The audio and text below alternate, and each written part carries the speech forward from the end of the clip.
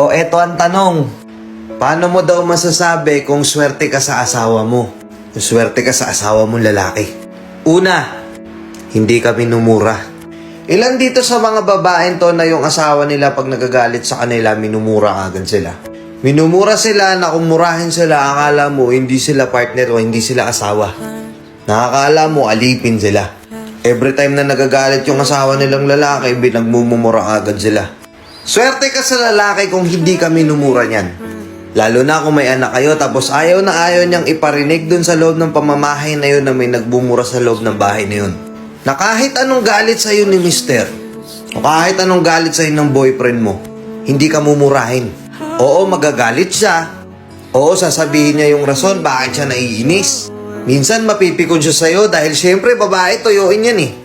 Pero never kang mumurahin. Pangalawa, yung lalaking hindi ka sasaktan ng pisikal. Yung lalaking hindi ka binubugbog. Swerte ka kung makakuha ka ng lalaking ganun. Kasi not all the time sa relasyon, yung akala natin, nakikita natin yung isang couple na masayang masaya sila pero sa likod nun, may mapapansin ka, yung babae minsan may mga pasa, tapos sinasaktan na pala siya. Konting pagkakamali lang na nagawa ni Mrs. may pananakit na agad na kasunod. Tapos nakikita yun ng mga bata, nakakala ng mga bata, okay lang yun. Na habang lumalaki sila, akala nila normal lang yun. Bakit ko sinasabi to?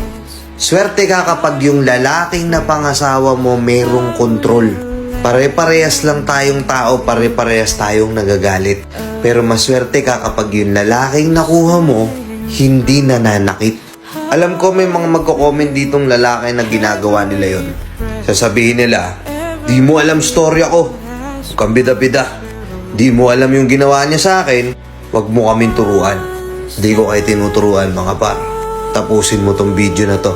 Ngayon, kapag nakahanap kayo ng gantong klaseng lalaki, wag niyong abusuhin. Hindi porket hindi nila ginagawa sa inyo yung mga ganong bagay, gagawin niyo yun sa kanila. Namumura-murahin niyo sila, iti-take advantage niyo porket hindi nila yun sa inyo ginagawa. Kayo naman yung magtataranta to, kayo naman yung gagawa ng kagaguhan kasi ang nasa isip nyo, hindi naman kayo sasaktan eh. Hindi naman kayang magalit sa akin yan eh. Kaya kahit magkamali ako, okay lang. Kaya minsan, instead na ako yung maging pahinga niya dahil sa sobrang hirap at sa sobrang pagod na struggle niya araw-araw, para mabuhay yung pamilya ko, ako pa yung magiging cause para bumigat lalo yung nararamdaman niya. Nakuha nyo? Nuggets nyo? Oo, hindi nga kayo sinasaktan ng ganong lalaki, hindi nga kayong minumura ng ganong lalaki, but it doesn't mean na kapag napuno siya sa'yo, hindi ka naiiwan. Which is yun yung alagaan nyo. Maswerte kayo kung ganong klase ng lalaki yung nakuha nyo. Kaya ingatan nyo. Oo, minsan magkakaroon ng hindi pagkakaunawaan sa relasyon nyo. Pero hanggat maaari, kontrolin nyo yung sarili nyo at wag nang umabot na magkakasakitan at magkakamurahan pa kayo. Ngayon ang tanong, maswerte ka ba sa lalaking napili mo? Yung asawa mo, kagaya ba siya ng tinutukoy ko na hindi ka kayang murahin at hindi ka kaya saktan? Comment mo dito. Let's go! At oo nga pala guys, utang na loob, baka mapansin nyo to sa Facebook nyo. Eto, baka lumitaw to habang nag-i-scroll kayo sa Facebook. Pakipollow nyo naman ako dyan, supportahan nyo naman ako dyan, Kuya Marvin TV. Magsilipat na kayo dyan, parang awan nyo na. Yun lang, let's go!